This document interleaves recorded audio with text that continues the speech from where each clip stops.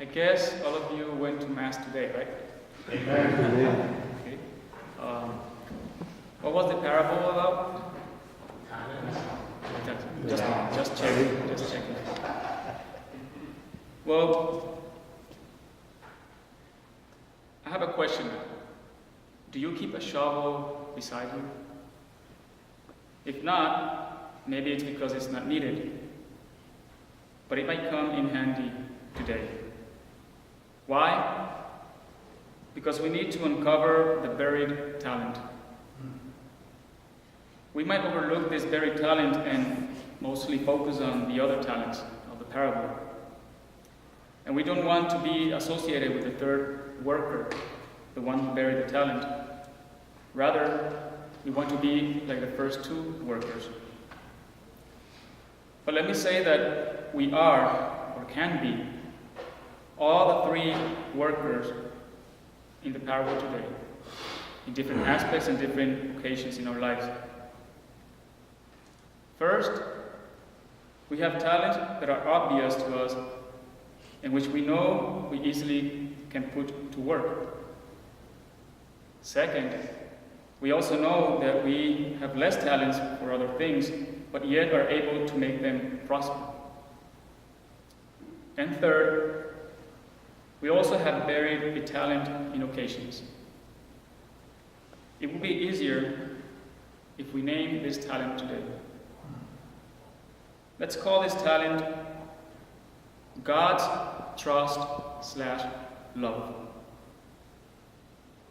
I'm not talking about us trusting in God, but rather God's trust.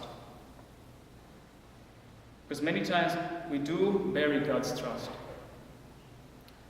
And unearthing this talent requires that we come to the awareness that all that has been given to us, our faith, all the graces received, all this is because God has trusted in us first, and because He loves us, and continues to trust in us and loves us. It's about the fruits of this love in our lives and the lives of others that He's concerned with.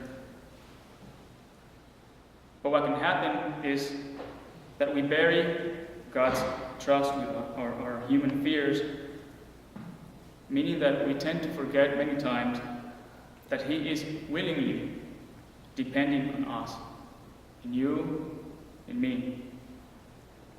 He wants us to work and to participate in His work of salvation.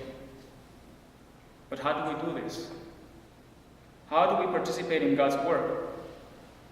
How can we always be like the first two workers? We do so when we work for and we love the church. When we, regardless of how little skills or knowledge we possess, we give our time, our life, and efforts to make the church prosper. Not only in numbers, but in genuine love of God. At the same time, collectively, we are this church that we love. We are the image of that beloved wife whose husband has entrusted his heart to, as the first reading today mentions. God has entrusted His heart to us. You may have no other talent, but having God's talent of trust and love for you is the essential one. So let us continually keep digging and exposing God's talent of trust and love for us.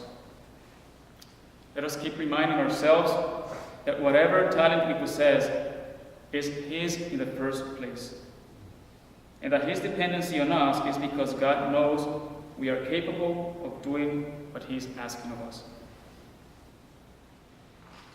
So, brothers and sisters, let us remember the shovel. Let us dig out the excuses and fears that might cover that awareness of God's talent, of His trust and love in our lives, in your life.